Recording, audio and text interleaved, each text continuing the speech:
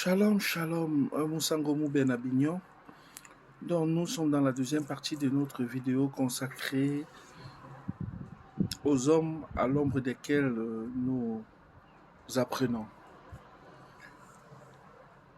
Je te disais tantôt qu'il est important de savoir quelles sont les personnes qui, dans ta vie, représentent des voix autorisées pour te parler parce que c'est ces personnes-là qui te servent de modèle, c'est ces personnes-là qui te servent de repères et tu t'inspires aussi de leur vie. Mon leader ultime, c'est Jésus-Christ de Nazareth. Jésus-Christ de Nazareth, c'est le leader ultime. Il devrait aussi être ton leader ultime. Ce faisant, tu as besoin des contemporains. Tu as besoin des personnes de ta génération, ou même des générations qui t'ont précédé. En général, c'est aussi des personnes qui sont déjà plus âgées que toi, qui ont une expérience de la vie. Je ne suis pas de ceux qui pensent que l'expérience est la reine des enseignantes, parce que l'expérience peut aussi entraîner le piège de la tradition. À force de faire quelque chose d'une certaine manière, on a tendance à tomber dans le piège de la tradition, trade edition, donc une édition trade commercialisée, et donc ça fausse un peu les dés. Si je te dis ça, c'est juste pour te mettre en garde, mais en même temps, je vais lever l'équivoque en disant l'expérience est fructueuse. C'est à ça que sert le mentorship, parce que mentor t'évite de te cogner la tête, parce qu'il y a deux façons d'apprendre. On apprend soit en se cognant la tête, donc par l'erreur, soit on apprend par le mentorship, en évitant de commettre les erreurs que quelqu'un d'autre a déjà commises. Quelqu'un qui t'a précédé sur un chemin. Ça veut dire que si tu es dans le domaine du chant, par exemple, je prends cet exemple-là, tu dois avoir des personnes desquelles tu t'inspires. Tu dois avoir des personnes qui te parlent en termes de style, en termes de sensibilité, en termes d'approche, en termes même peut-être aussi de technique vocale.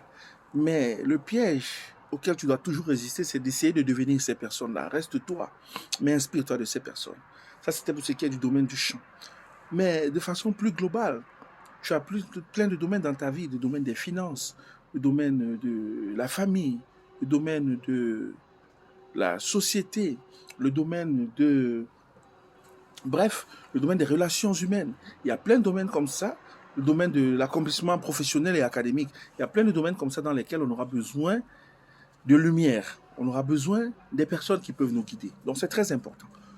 Et sache que la personne de laquelle tu t'inspires, la voix autorisée dans ta vie, ou les voix autorisées dans ta vie, servent en fait de promontoire, servent en fait d'échelle sur lesquelles tu te places pour aller encore plus loin que ces personnes-là.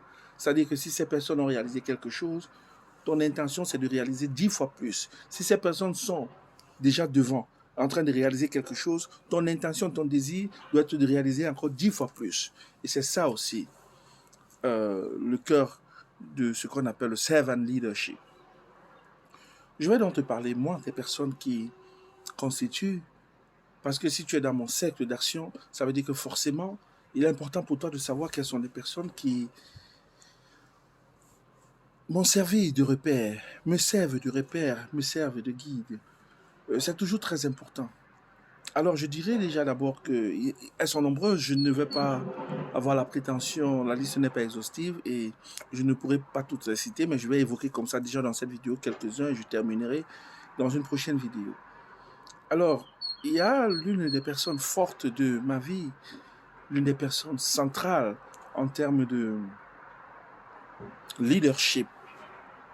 Ça a d'abord été, si vous voulez, mon papa biologique, mon père, mon géniteur, parce que il a eu une telle emprise sur moi de par son approche et sa perception de la vie. Il est parti très tôt, c'est vrai, mais quoi qu'il soit parti euh, en 2002, j'avais déjà la grâce d'avoir rassemblé tout ce qui m'était utile dans sa vie pour me projeter. Et la pondération, la patience et surtout la simplicité sont les choses que j'ai profondément retenues de sa vie. Je ne vais pas trop m'attarder là-dessus, ça peut faire l'objet de tout un enseignement. Mais je vais parler d'autres personnes qui ne sont pas connectées à moi par la loi du sang. Je parlerai dans le domaine académico-professionnel. J'ai l'un des maîtres de pensée que j'ai toujours eu dans mon domaine médical et dans mon domaine vocationnel par rapport à la profession, le docteur Frantz Fanon. Frantz Fanon, auteur du livre Les damnés de la terre et Masque blanc, peau noire, masque blanc. C'est quelqu'un qui a été l'un de mes maîtres de pensée et qui est d'ailleurs aussi au niveau l'un des maîtres de pensée du Camerounais qui est l'un des intellectuels les plus en vue sur les places du monde, Achille Mbembe, connu peut-être de quelques-uns, auteur du livre Le Brutalisme. Parce que là, si vous voulez, c'est vraiment le siège de la réflexion abondante. C'est des esprits, véritablement, des personnes qui ont réfléchi. Ils font partie de ce que nous appellerons des philosophes, des hommes de science et de lumière, comme on a pu le décrire à un certain moment dans le développement des continents tels que l'Europe, l'Amérique, avec les philosophes de lumière qui ont construit les pays d'ailleurs. Donc voilà un peu sur le plan académico-professionnel. Il y a des personnes évidemment comme Cheranta Diop qui ont forcément aussi influencé ma façon panafricaine de penser. Le professeur Théophile Obenga, le philosophe camerounais Eboussi Boulaga. Voilà des personnes qui ont fortement influencé mon système de pensée. Et le médecin afro-américain Ben Carson, qui a réalisé la première chirurgie sur des Siamois. Ce sont des personnes qui, du point de vue professionnel, ont affecté et impacté positivement ma vie. J'en oublie certainement. Il y a Marcus Garvey, qui est le père du panafricanisme, qui a été repris par la suite par Kwame Nkrumah, pour ne citer que cela. Thomas Sankara est, du point de vue politique, mon héros politique. Thomas Isidore Sankara, parce qu'à 37 ans d'âge, il avait déjà tout un héritage. Tout un héritage. Et c'est quelqu'un qui nous a démontré qu'il est possible, avec un peu d'audace, j'essaie de voir là, avec un peu d'audace, de ne pas suivre l'oligarchie dominante impérialiste.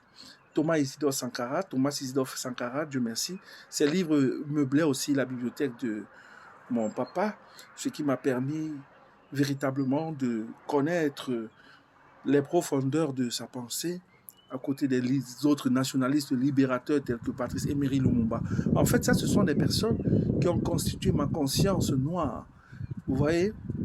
Parce que lorsqu'on est en Occident, lorsqu'on est en exil, que ce soit un exil académique, que ce soit un exil professionnel, comme c'est le cas aujourd'hui, c'est un peu comme les enfants d'Israël qui étaient en exil à Babylone, à l'époque de Daniel. Ézéchiel, Jérémie, Daniel, qui sont des prophètes majeurs.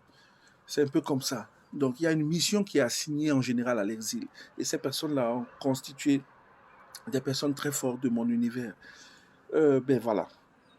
Du point de vue académique et puis de la conscience noire, je pense que j'ai cité quelques-uns comme ça.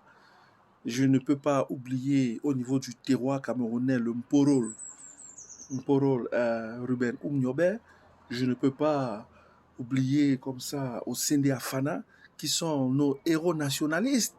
Vous comprendrez pourquoi il y a cette fibre-là. Parce que l'Église ne doit pas être détachée de la société.